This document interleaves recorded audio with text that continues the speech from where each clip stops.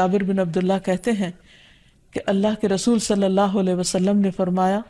اگر ابن آدم اپنے رزق سے اسی طرح بھاگے جس طرح موت سے بھاگتا ہے تو بھی رزق اسے اسی طرح پالے گا جس طرح اسے موت پا لیتی ہے، یعنی اس کا رزق اس تک پہنچ کر رہے گا۔ اس سلسلے میں ایک بہت اہم بات یاد رکھنے کی ہے کہ انسان رزق کے معاملے میں ہمیشہ اللہ تعالیٰ کی طرف رجوع کرے اور کسی بھی پریشانی کی صورت میں غیر اللہ کی طرف رجوع نہ کرے، یعنی اپنے دکھ، تکلیف، پریشانی، اس کا داستان، اس کی بپتا صرف اللہ تعالیٰ کو سنائے، اسی سے دعائیں مانگے، اور یہ مت سمجھے کہ اللہ تعالیٰ نہیں سنتا تو وہ کسی اور کے در پر جا کر اپنی مشکل بیان کر کے اسے مشکل کشا سمجھتے ہوئے اس سے اپنی حاجات پوری کروا سکتا ہے۔ قرآن مجید میں اللہ تعالیٰ فرماتے ہیں وَاللَّهُ جَعَلَ لَكُم مِّنْ أَنفُسِكُمْ أَزْوَاجًا وَجَعَلَ لَكُم مِّنْ أَزْوَاجِكُمْ بَنِينَ وَحَفَدًا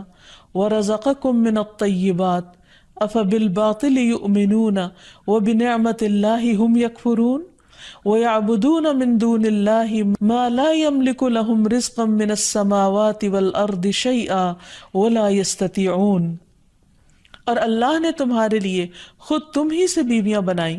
اور تمہارے لیے تمہاری بیویوں سے بیٹے اور پوتے بنائے اور تمہیں پاکیزہ چیزوں سے رزق دیا، تو کیا وہ باطل کو مانتے ہیں اور اللہ کی نعمت کا انکار کرتے ہیں؟ اور وہ اللہ کے سوا ان کی عبادت کرتے ہیں جو نہ انہیں آسمانوں اور زمین سے کچھ بھی رزق دینے کے مالک ہیں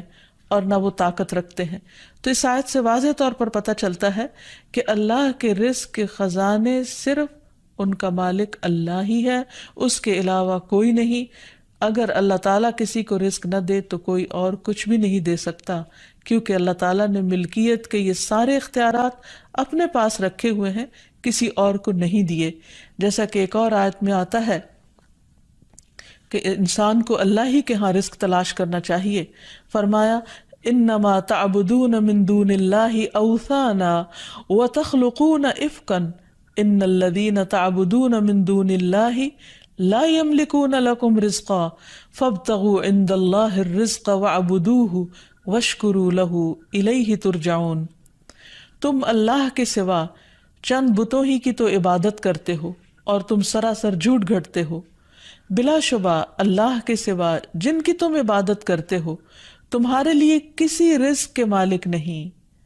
سو تم اللہ کے ہاں ہی رزق تلاش کرو اور اسی کی عبادت کرو اور اس کا شکر کرو، اسی کی طرف تم لوٹائے جاؤ گے، یعنی اسی نے تمہیں پیدا کیا، وہی تمہیں رزق دیتا ہے، اسی کی طرف تمہاری واپسی ہے۔ اس لیے تم نہ اللہ کے سوا کسی اور کی عبادت کرو اور نہ ہی اس کے آگے ہاتھ پھیلاؤ اور نہ اس سے توقع رکھو کہ وہ تمہیں کچھ دے گا۔ نبی صلی اللہ علیہ وسلم کی سکھائی ہوئی مسنون دعائیں بہت ہی بہترین ہیں۔ نبی صلی اللہ علیہ وسلم ہر روز صبح فجر کی نماز کے بعد یہ دعا پڑھتے تھے، اللہم انی اسألک علما نافعا ورزقا طیبا وعملا متقبلا۔ اے اللہ، میں تجھ سے علم نافع، طیب رزق یعنی پاکیزہ رزق اور مقبول عمل کا سوال کرتا ہوں، یعنی ایسے عمل کی توفیق دے جو تیرے ہاں قبول ہو جائے، تجھے پسند آ جائے۔ اور اس کے ساتھ ساتھ انسان کو حرام سے بچنے کی دعا کرنی چاہیے۔ اس سلسلے میں آپ صلی اللہ علیہ وسلم نے جو دعا سکھائی وہ ہے اللہم اکفنی بحلالک عن حرامک واغننی بفضلک عمن سواک۔ اے اللہ، اپنے حلال کے ذریعے حرام سے میری کفایت فرما، یعنی مجھے اتنا حلال دے کہ مجھے حرام کی ضرورت ہی نہ رہے،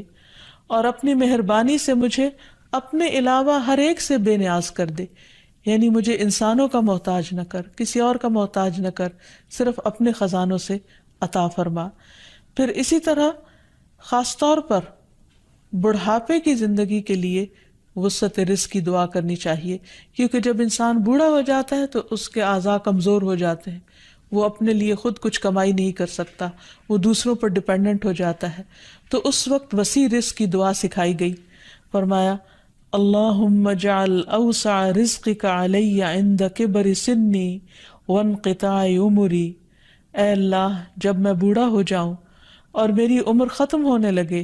تو میرے رزق کو وسیع کر دے۔ اور رزق کی دو بڑی قسمیں ہوتی ہیں،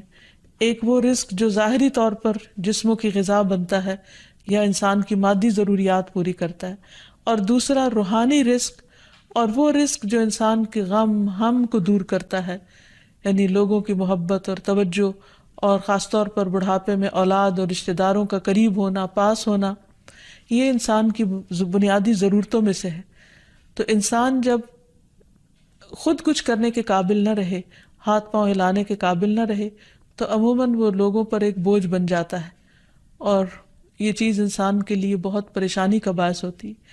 انسان جب جوان ہوتا ہے، بہت کچھ کما رہا ہوتا ہے، تو سب اس کو لک فارورڈ کرتے ہیں، سب اس سے محبت کرتے ہیں، سب اس کے پیچھے جاتے ہیں، کیونکہ اس کی ذات سے لوگوں کو فائدہ پہنچتا ہے۔ لیکن بڑھاپے میں انسان اس طرح فائدہ نہیں پہنچا سکتا، تو پھر انسان کے لیے پریشانی ہوتی ہے، اور اسے تنہائی کا احساس بھی ہونے لگتا ہے، اور اس کے لیے انتہائی اذیت کے دن ہو جاتے ہیں۔ وہ اپنے حسین ماضی کو بھی یاد کرتا ہے، کامیاب زندگی کو بھی یاد کرتا ہے، اور اپنے مستقبل کو بھی دیکھتا ہے کہ موت قریب آ لگی ہے۔ تو ایسے میں یہ دعا بہت فائدہ مند ہے کہ اے اللہ، جب میں بوڑھا ہو جاؤں اور میری عمر ختم ہونے لگے تو میرے رزق کو وسیع کر دے۔ اور جب انسان کے پاس اپنی ضرورت کا ہوتا ہے بڑھاپے میں بھی، تو انسان یکسوئی کے ساتھ اللہ سبحانہ وتعالیٰ کی عبادت اور زیادہ کر سکتا ہے۔ اسی طرح اپنے لیے اور اپنی اولاد کے لیے وسیع رزق کی دعا کرنی چاہیے، جیسے ابراہیم علیہ السلام نے دعا کی تھی، ربنا انی اسکنت من ذریتی بواد غیر ذی زرع عند بیتک المحرم ربنا لیقیموا الصلاة فاجعل افئدة من الناس تہوی الیہم وارزقہم من الثمرات لعلہم یشکرون۔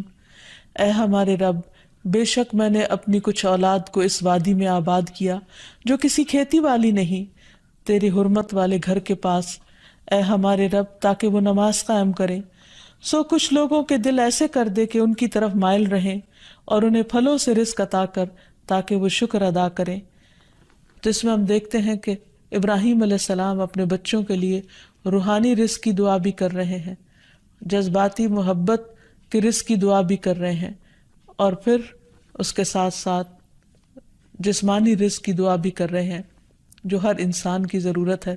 اور اس میں سے بھی بہترین رزق یعنی پھلوں کے رزق کی دعا کر رہے ہیں، کیونکہ انسان کو اللہ تعالیٰ کا صرف رزق ہی نہیں مانگنا چاہیے، بہترین رزق مانگنا چاہیے۔ یعنی ایک تو سمپل سی دعا ہے اللہم ارزقنی، اور پھر ورزقنا وانت خیر الرازقین، جو سورۃ المائدہ میں اللہ تعالیٰ نے دعا سکھائی ہے، اور ہمیں رزق دے اور تو سب رزق دینے والوں میں سے بہترین ہے۔ رزق کی تنگی میں خاص طور پر استغفار بہت فائدہ دیتی ہے،